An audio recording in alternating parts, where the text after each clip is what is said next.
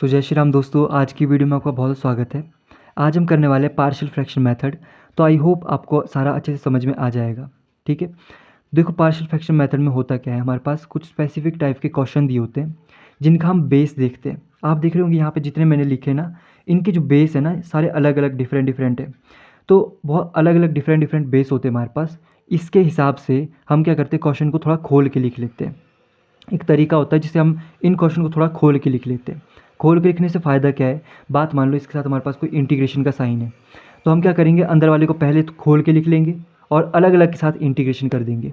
तो इससे क्या हो जाएगा, हमारा अलग अलग के साथ ईजी हो जाती है इंटीग्रेशन। और भी इसके बहुत सारे फ़ायदे हैं कि जब हम इसको खोल के लिखते हैं तो सॉल्व करना ईजी रह जाता है। इसलिए पार्शियल फ्रैक्शन मेथड जो है बहुत इंपॉर्टेंट मेथड है और ईजी भी है। स्टार्ट करते हैं आज का मेथड। देखो हमारे पास कुछ क्वेश्चंस होते हैं, जैसे इस टाइप का क्वेश्चन है हमारे पास। न्यूमिनेटर को छोड़ दो, इसको मत देखना, डिनोमिनेटर को देखो। डिनोमिनेटर में हमारे पास क्या है, x-3 ब्रैकेट में और x+4 ये है। अब यहाँ पर हमारे पास समझने वाली बात क्या है, जो डिनोमिनेटर है हमारे पास वो सिंपल है, बहुत सिंपल है। उसमें कोई हमारे पास ऐसा नहीं x का स्क्वायर, कोई स्क्वायर वाली वैल्यू नहीं है, कोई क्यूब वाली वैल्यू नहीं है, सिंपल वैल्यू है। तो इस टाइम हम क्या करते हैं, सबसे पहले स्टेप में आप इसको इसी तरह से लिखो। ठीक है, अब क्या करना है, ये वाले इस चीज़ को हम कैसे लिखेंगे आगे जाके, a डिवाइडेड बाय ये वाली term plus b divided by second वाली टर्म। अब इसमें होता क्या है, ये इक्वल टू इसके बराबर हो गया। अगर हम यहाँ पर क्या करें, एलसीएम लें, क्या करें एलसीएम ले, तो ये दोनों नीचे मल्टीप्लाई में आ जाएंगे। ए के साथ ये वाला चीज़ मल्टीप्लाई, बी के साथ ये वाली चीज़ मल्टीप्लाई, और नीचे क्योंकि ये मल्टीप्लाई में तो ये मल्टीप्लाई दोनों कैंसिल। हमारे पास बचेगा x+4 b(x-3) और लेफ्ट हैंड साइड क्या बचेगा, 3x-1। तो क्या होगा, हम यहाँ पे जब कोफिशिएंट्स को कंपेयर करेंगे, जैसे x का कोफिशिएंट क्या है, x का स्क्वायर का कोफिशिएंट क्या है, कांस्टेंट कौन कौन से, जब उनको हम कंपेयर करेंगे तो हम यहाँ से a b की वैल्यू फाइंड आउट करेंगे। जब हम a b की वैल्यू फाइंड आउट करेंगे तो उसको वैल्यू को हम यहाँ डालेंगे, तो डायरेक्ट हमें इसको सॉल्व करना है फिर, तो इससे ये इजी रह जाता है। तो यहाँ पे क्या पता लगा, इस टाइप के क्वेश्चन में जिसमें हमारे पास कोई भी स्क्वायर वाली टर्म नहीं है, सिंपल टर्म है डिनोमिनेटर में, उसको कैसे लिखना है, a divided by first term, b divided by first term, बीच में प्लस। ठीक है, जैसे हमारे पास अगली टर्म है, अभी न्यूमिनेटर को छोड़ दो, डिनोमिनेटर को देखो, x+4 x+8 x-9, कोई स्क्वायर वाली टर्म नहीं है, कोई ऐसी वाली टर्म नहीं है, तो इसमें क्या करना है, सिंपल a डिवाइडेड बाई ये, b डिवाइडेड बाई ये, c डिवाइडेड बाई ये। यहाँ पे देखो हमारे पास क्या है, x इंटू में x का स्क्वायर -9। यहाँ पे हमारे पास एक जो टर्म है वो तो सिंपल है, a की x, पर यहाँ पे हमारे पास स्क्वायर लग गया। अब अगर हम इसको थोड़ा खोल के देखें, ये हमारे पास क्या हो जाएगा, x का स्क्वायर -3 का स्क्वायर हम इसको लिख सकते हैं। तो हम इसको लिख सकते हैं x+3 x-3, हमें फॉर्मूला पता है। अगर इस तरह से लिख सकते हैं, इसको लिख लो, ये बिल्कुल इसी की तरह बन गया। तो इसको क्या करना पड़ेगा, a के डिनोमिनेटर में, b के डिनोमिनेटर में, c के डिनोमिनेटर में, ये वाली चीज़। ठीक है, यहाँ पे क्या होता है, मैंने बोला आपको न्यूमिनेटर को मत देखो, डिनोमिनेटर को देखो। यहाँ पे क्या है, x+2 का होल का क्यूब है। किसी के भी डिनोमिनेटर में होल, अगर होल का पावर में कुछ भी हो, 3 हो, 2 हो या फिर 4 हो, कुछ भी हो, उसको कैसे सॉल्व करना है, सबसे पहले आपको अंदर वाली टर्म लिखनी है। आपको 1 से स्टार्ट करना है। जो अंदर वाली टर्म है ना, उसके पावर में सबसे पहले 1 दो, तो x+2 की पावर में 1, इतना ही हो जाएगा। x+2 की पावर में फिर 2, x+2 की पावर में फिर 3, जहाँ वहाँ तक पहुँचना जहाँ तक ये पावर है। तो x+2 की पावर में 1, x+2 की पावर में 2, x+2 की पावर में 3 तक रुक गई। बस इतना ही करना है आपको इसको। ठीक है, अब यहाँ पर देखो, ये वाली टर्म और ये वाली टर्म सेम ही है। ठीक है, अभी सेम है, क्यों सेम है, क्योंकि ये वाली जो टर्म थी इसको हमने इस तरह से इलेबोरेट करके लिखा है। अब हम इसको a के डिवाइड में x+2, b के डिवाइड में x+2 का होल का स्क्वायर, c के डिवाइड में x+2 का होल का क्यूब, इस तरह से लिख सकते हैं। अब कोई दिक्कत नहीं, पर इसको डायरेक्ट अगर आप लिखते हैं तो ये थोड़ा सा मिस्टेक हो जाएगी आपकी। ठीक है, तो इस वाले तरीके को इस तरह से लिखना है। किसी की भी होल की पावर में कुछ भी हो, तो आपको सबसे पहले जो अंदर ब्रैकेट में है वहाँ उसकी पावर में 1 से स्टार्ट करना और उस पावर तक पहुँचना है। जैसे हमारे पास आगे क्वेश्चन आएंगे, उसको देखेंगे हम। तो हमारे पास अगला क्वेश्चन है, न्यूमिनेटर को छोड़ दो, डिनोमिनेटर को देखो। इसमें से मैंने x का स्क्वायर कॉमन लिया है और अंदर क्या बचा, x-1, ये बचा हमारे पास। अब देखो यहाँ पर x का स्क्वायर है, मतलब x की होल की पावर में स्क्वायर है।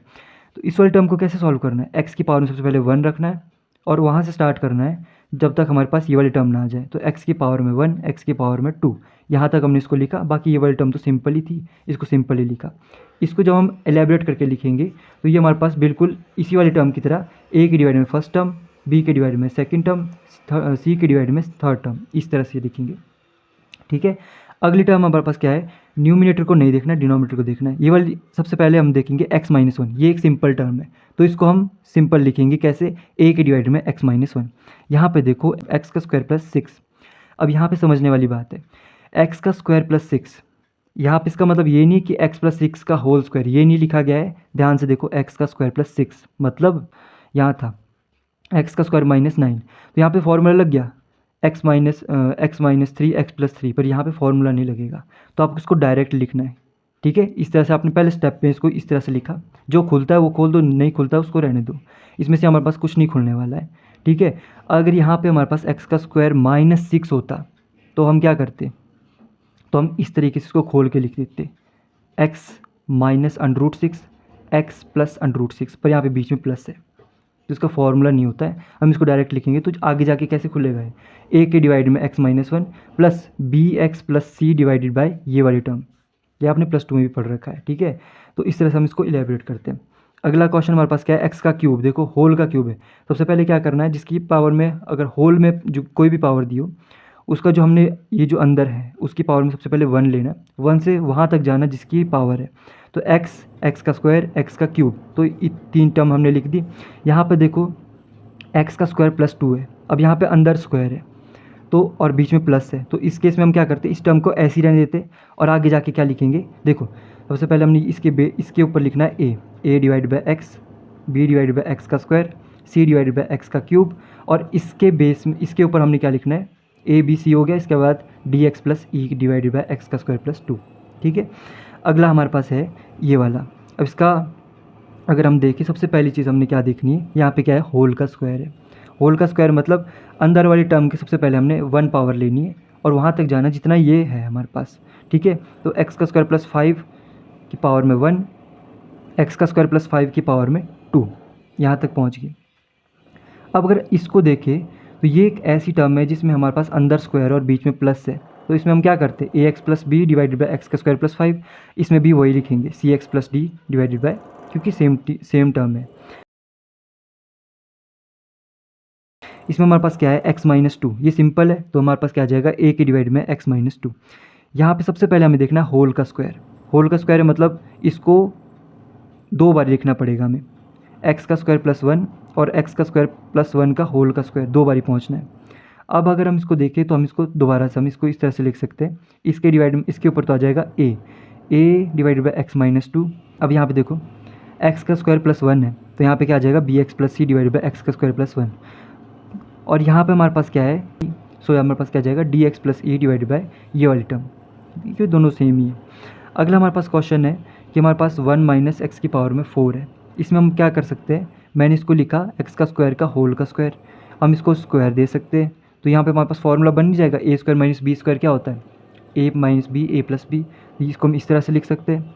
अब ये वाली जो टर्म है इसको हम दोबारा से इलेबरेट करके लिख सकते हैं, one minus x one plus x, तो इसको इस तरह से लिखा। ये वाले टर्म को नहीं कर सकते तो इसको इसी तरह से लिखा, इसके ऊपर में ए, इसके ऊपर में बी और इसके ऊपर में a b, c x plus d, ये वाली टर्म आ जाएगी। तो आई होप आपको ये वाली चीज़ कैसे लिखते हैं ये समझ में आ गया होगा। वीडियो ज़्यादा लंबी ना बने इसलिए मैंने थोड़ा शॉर्टकट में समझाया है। अब इसके थोड़े क्वेश्चन देख लेते कि हम कैसे करने वाले हैं।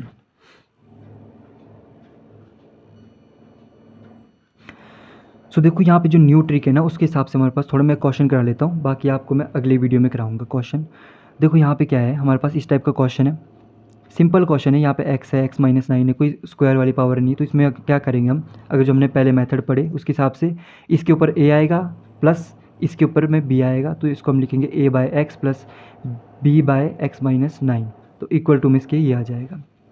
ओके, यहाँ पे हमारे पास क्या है इंटीग्रेशन में, तो पहले हम अंदर वाले टर्म को अलग ले लेते हैं, इसको हमने अलग से सॉल्व करना है।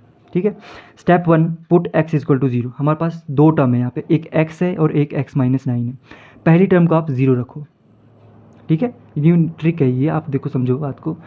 पहले वाली टर्म को हमने ज़ीरो रखा, ज़ीरो रखने से क्या हुआ, अब जहाँ जहाँ x है वहाँ पे हमने क्या रखना है, ज़ीरो रखना है, इसको छोड़ के। अब आप इसको भूल जाओ कि यहाँ पे ये वाली टर्म भी है, जहाँ x है वहाँ पे हमने ज़ीरो रखना है, तो यहाँ ज़ीरो रखा, कितना आ गया माइनस नाइन। तो अब इसको छोड़ा, इसकी जगह नहीं लिखना है, तो इसको ऐसे ही लिखेंगे हम 5/x ऐसे ही, और यहाँ पे आ जाएगा -9। तो जो वैल्यू आई उसको मैंने यहाँ लिख लिया, ठीक है। अब स्टेप टू में क्या है, जो दूसरी टर्म है उसको 0 रख दो। x - 9 को हमने 0 रखा, x - 9 को हमने 0 रखा, तो x की वैल्यू कितनी आ गई, 9 आ गई। अब जहाँ जहाँ x है उसकी जगह 9 रखना है, बट x - 9 को छोड़ के, क्योंकि हमने इसी की वैल्यू डाली ना, तो इसको छोड़ के हमने इस जगह पे क्या डालना है, जहाँ जहाँ x है वहाँ पे 9 डालना है। तो यहाँ पे आज क्या आ जाएगा 5/9, और ये ऐसे का ऐसा ही, तो हमारे पास ये आ गया।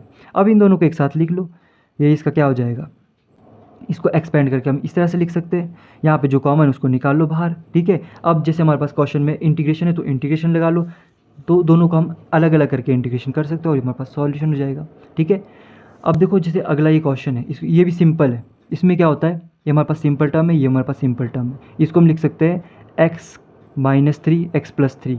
ध्यान दो, इसको हम कैसे लिख सकते हैं, तो हमारे पास 3 अलग अलग टर्म बनेगी। पहले इसको 0 रखो, जो वैल्यू आई, क्या वैल्यू आई, x - 2 आई, तो इसको छोड़ के जहाँ जहाँ x है वहाँ पे -2 लगा दो, तो ये वैल्यू आ जाएगी।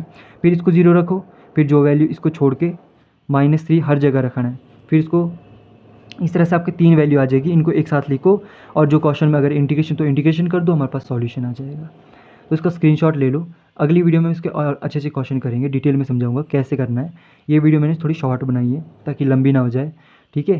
तो अगली वीडियो में मिलते हैं। जय श्री राम।